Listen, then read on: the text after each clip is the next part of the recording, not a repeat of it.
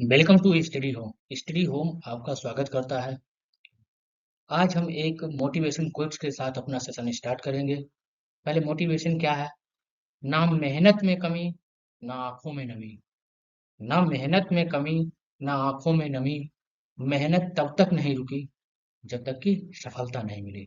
अगर आप निरंतर मेहनत करते हैं तो वो दिन दूर नहीं जब आपके पास सफलता होगी। चलिए, इसी के साथ में अपना सेशन स्टार्ट करते हैं।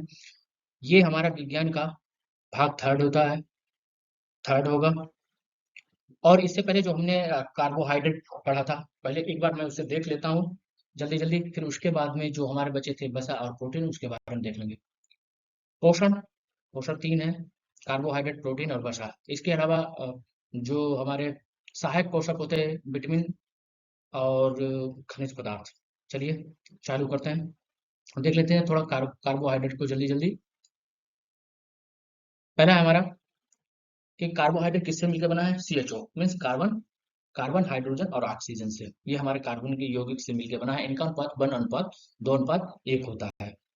शरीर में 50 से 70% ऊर्जा जो हमें कौन देता है? कार्बोहाइड्रेट देता है। कार्बोहाइड्रेट के एक अणु में 4.2 किलो कैलोरी होती है। न्यूक्लियर अम्ल का निर्माण करते हैं जो अनुवांशिक गुणों को एक पीढ़ी से दूसरी पीढ़ी ले जाते हैं। कार्बोहाइड्रेट को ही जो तुरंत जो त्वरित ऊर्जा देता है वो कार्बोहाइड्रेट ही है। ये किसमें पाया जाता है? गेहूं, चावल, मक्का, बाजरा, आलू, शकरकंद, शलजम आदि में पाया जाता है। और देख लेते हैं, ये हमारे तीन प्रकार का होता है: मोनोसेकेराइड, डाइसेकेराइड और पॉलीसेकेराइड। बताया था मैंने आपको। मोनो मीन्स एक इकाई, डाई मतलब दो इकाई, और पॉली मतलब बहुत सारी इकाई। कार्बोहाइड्रेट की एक इकाई वाले ग्लूकोज, फ्रैक्टोज, ग्लैक्टोज कहते हैं। और डाई को सुक्रोज, माल्टोज एंड लैक्टोज कहते हैं। और पॉली को सेलुलोज, काइटिन, स्टार्च और ग्लाइकोजन कहते हैं।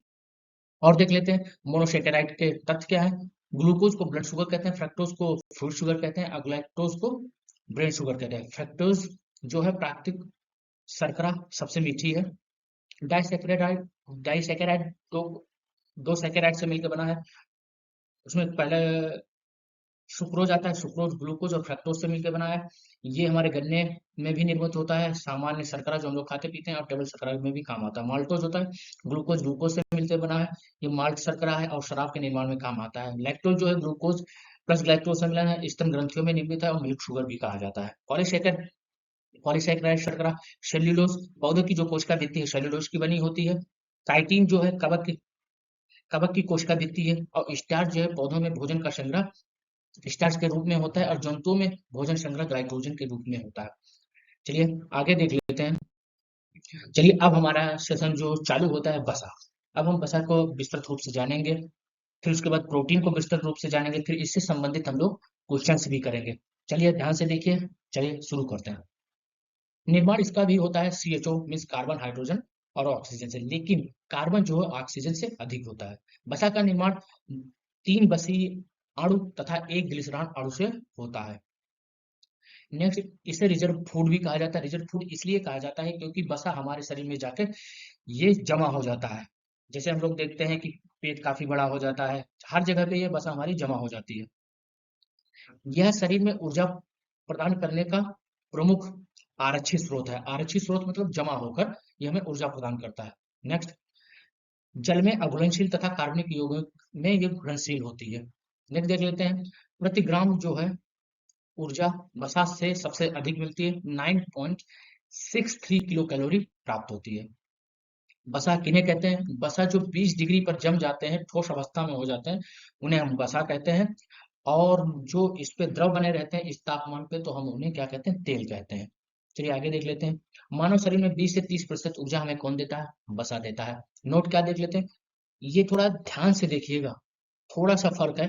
शरीर में सर्वाधिक ऊर्जा कार्बोहाइड्रेट से प्राप्त होती है। जैसा कि मैंने पिछले वीडियो में पढ़ा था, 50 से 70% ऊर्जा हमें किससे प्राप्त होती है? कार्बोहाइड्रेट से। और त्वरित ऊर्जा किससे प्राप्त होती है? कार्बोहाइड्रेट से। और प्रति ग्राम सर्वाधिक ऊर्जा किससे प्राप्त होती है? हमें वसा से। वसा से हमें 9.63 किलो कैलोरी कैलोरी और हमें कार्बोहाइड्रेट से 4.2 किलो कैलोरी ऊर्जा प्राप्त होती है। चलिए नेक्स्ट आगे देख लेता हूँ। वसा भी हमारे दो प्रकार के होते हैं। वसा को ही हम फैट कहते हैं, लिपिड भी कहते हैं। ध्यान रखिएगा, कभी कभी कंफ्यूजन मत पालिएगा। सन एक तो होता है हमारा संतृप्त और एक होता है असंतृप्त। संतृप्त को हम कहते हैं सेचुरेटेड और असंतृप्त को अनसेचुरेटेड कहते हैं।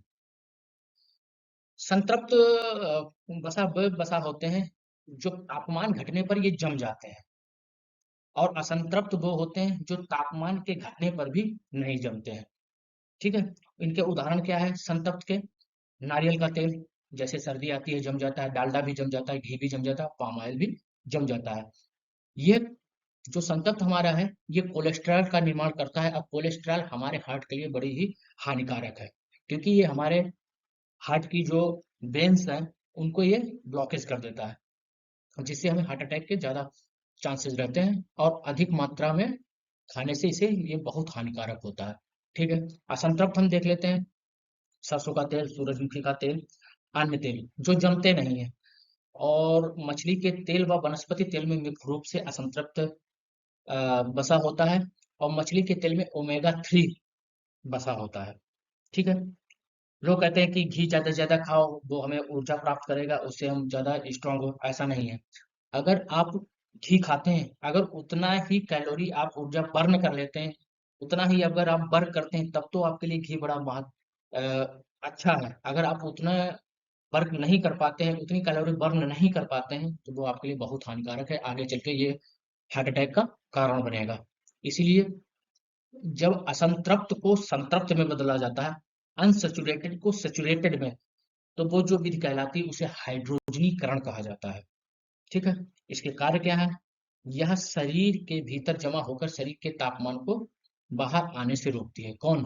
बसा। यह विभिन्न अंगों को चोट लगने से बचाती है। कौन? बसा। भूख हड़ताल और उपवास में आरक्षित भोजन का कार्य करता है। जैसे कि मैंने अभी बताया था आपको कि हमारे अंदर जो वसा है वो आरक्षित हो जाती है, मीन्स जमा हो जाती है। अगर हम लोग देखते हैं कि कभी भी उपवास रखते हैं तो इतनी जल्दी भूख नहीं लगती है, क्योंकि वसा ही हमारी फिर बर्न होने लगती है। फिर जब वसा बर्न हो जाती है, फिर लास्ट में आपका बचता है प्रोटीन। प्रोटीन अगर बर्न होना स्टार्ट हुआ तो आप बच नहीं पाएंगे। इसीलिए बसी अम्ल खाना भी जरूरी है, लेकिन बहुत अधिक नहीं। चलिए नेक्स्ट देख लेते हैं। अब आ जाते हैं प्रोटीन पे। प्रोटीन खोज की थी मुल्डर ने, नाम दिया था जे बर्जीलियस ने। इसका भी निर्माण CHON से होता है। एन CHO हमने आपको बता चुका है, एन मीन्स होता है नाइट्रोजन से मिलकर बना है। ये शरीर निर्माणकारी तत्व कहा जाता है, बॉडी बिल्डिंग सब्सटेंस। यह अमीनो अम्ल का बहुलक है। 20 अमीनो अम्ल होते हैं, 10 हमारा शरीर खुद निर्माण करता है, 10 हम बाह्य खाद्य पदार्थों से प्राप्त करते हैं। इसकी कमी से मरस्मस रोग, अकौसिल और गर्भ रोग हो जाता है। इनका कार्य क्या रहता है? जीव द्रव्य तथा एंजाइमों का निर्माण करता है, शरीर की मांसपेशियों का निर्माण करता है, नई कोशिकाओं तथा ऊतकों का निर्माण करता है। देख लेते हैं कुछ स्रोत हैं, उनमें कौन कौन सी प्रोटीन्स पाई जाती हैं। जैसे हमारा पहला दिया गया अंडा। अंडा में हमें एल्ब्यूमिन प्रोटीन प्राप्त होता है। कभी कभी क्वेश्चंस में पूछ लेता है एल्ब्यूमिन प्रोटीन किस में पाया जाता है, तो जैसे आप टिक करेंगे अंडा। नाखून खुर सींग में केराटिन पाया जाता है। दूध में कैसीन पाया जाता है। गुणसूत्र में याद रखिएगा, गुणसूत्र में हमें हिस्टोन प्रोटीन प्राप्त होता है। अनाज में ग्लूटिन प्रोटीन होता है, तथा दालों में हमें कौन सा प्राप्त होता है? प्रोलैमिन्स प्राप्त होता है। ध्यान से देखिए और पढ़ते रहिए, क्योंकि इनसे संबंधित अभी आपको MCQ भी करना है। अगर आप हमारे चैनल पर नए हैं तो लाइक करें और सब्सक्राइब करें और शेयर करें। नेक्स्ट देख लेते हैं। अब देख लेते हैं, कुछ नोट्स दिया गया है कि इनको और क्या कहते हैं। जैसे कार्बोहाइड्रेट को इंस्टेंट एनर्जी सोर्स कहते हैं। ये त्वरित ऊर्जा हमें प्रदान करता है। कौन? कार्बोहाइड्रेट। कार्बोहाइड्रेट में भी हमने आपको तीन प्रकार बताए हैं। कभी कभी क्वेश्चन क्या होता है कि इन तीनों प्रकार में से एक दे देता है, इनमें किस में ऊर्जा प्राप्त अधिक होगी, तो हमें ग्लूकोज है। किसका है? साइंस भाषा में कार्बोहाइड्रेट को ही शर्करा कहा गया है। ठीक है, नेक्स्ट देख लेते हैं। प्रोटीन बॉडी बिल्डिंग सब्सटेंस कहा जाता है। फैट को रिजर्व फूड कहा जाता है। ये आरक्षित हो जाता है, उसके बाद उनमें ऊर्जा प्राप्त करता है। 1 ग्राम दहन करने पर ऊर्जा किससे किससे प्राप्त होती है हमें? पहला तो हमारा प्रोटीन। प्रोटीन से 4.1 किलो कैलोरी ऊर्जा हमें प्राप्त होती है। कार्बोहाइड्रेट से 4.2 किलो कैलोरी ऊर्जा प्राप्त होती है। और वसा से हमें 9.8 63 किलो कैलोरी ऊर्जा प्राप्त होती है। ये आप सब लोग याद कर लीजिएगा, कभी कभी वन लाइनर क्वेश्चंस में ये पूछ लेता है कि इससे वसा से हमें कितनी प्राप्त होती है, कार्बोहाइड्रेट से हमें कितनी प्राप्त होती है, प्रोटीन से कितनी किससे प्राप्त होती है। चलिए यहाँ पे हमारा सेशन खत्म होता है, अब एमसीक्यू करते हैं, देखते हैं कि आप लोग कितना सीखा। चलिए शुरू करते हैं। तो पहला हमारा क्वेश्चन है कि शहद का प्रमुख घटक है। शहद का कौन सा प्रमुख घटक है? ग्लूकोज, सुक्रोज, माल्टोज और फ्रैक्टोज। बताइए आप लोग। तो इसमें हमारा जो होगा फ्रैक्टोज। फ्रैक्टोज को ही हम प्राकृतिक शर्करा कहते हैं, क्योंकि जो शहद हमारा बना होता है प्राकृतिक स्रोतों से ही बना होता है। इसलिए जो हमारी मधुमक्खियां हैं कहीं फूल पे या किसी फल से शर्करा लाती हैं, उससे इसका निर्माण होता है, इसलिए इसमें फ्रैक्टोज होगा। नेक्स्ट हम क्वेश्चन देख लेते हैं, निम्न में से कौन सा शर्करा तत्काल ऊर्जा प्राप्त कराता है? Lactose, cellulose, maltose, glucose. Glucose हमें तुरंत ऊर्जा प्राप्त कराता है, इसलिए खिलाड़ी कोई प्रतिभाग करने से पहले ग्लूकोज ही पीते हैं। चलिए, और ग्लूकोज उसमें कार्बोहाइड्रेट में हमें कितनी ऊर्जा प्राप्त होती है? 4.2 किलो कैलोरी। नेक्स्ट आगे देख लेते हैं। शरीर में ऊतकों का निर्माण किससे होता है? प्रोटीन से, वसा से, कार्बोहाइड्रेट से, विटामिन से। बताइए आपको। तो ऊतकों का निर्माण, एंजाइमों का निर्माण, जीव द्रव्य का निर्माण ये किससे सबसे होता है? हमारा प्रोटीन से होता है। नेक्स्ट देख लेते हैं, निम्न में से किससे ऊर्जा प्राप्त नहीं होती है? प्रोटीन से, वसा से, कार्बोहाइड्रेट से या विटामिन से? हमने आपको अभी लास्ट में ही बताया किससे कितनी ऊर्जा प्राप्त होती है, बताइए आप लोग। तो विटामिन से हमें ऊर्जा प्राप्त नहीं होता है, ये हमारी प्रतिरक्षा का काम करते हैं। पढ़ेंगे विटामिन तो डिटेल से जानेंगे। चलिए आगे देख लेते हैं। नेक्स्ट हमारा क्वेश्चन है, प्रोटीन की कमी से कौन सा रोग होता है? क्वाशियोरकोर, टाइफाइड, हैजा, कैंसर। बताइए आप लोग। तो क्वाशियोरकोर जो हमारा रोग होता है वो हमें प्रोटीन की कमी से होता है। और भी एक रोग होता है मरस्मस। क्वाशियोरकोर 5 साल से कम बच्चों को होता है, और जो मरस्मस है वो 1 साल के कम बच्चों को होता है। नेक्स्ट आगे देख लेते हैं, निम्नलिखित में से सर्वाधिक ऊर्जा प्रदान करता है? कार्बोहाइड्रेट, प्रोटीन, वसा, विटामिन। बताइए आप लोग।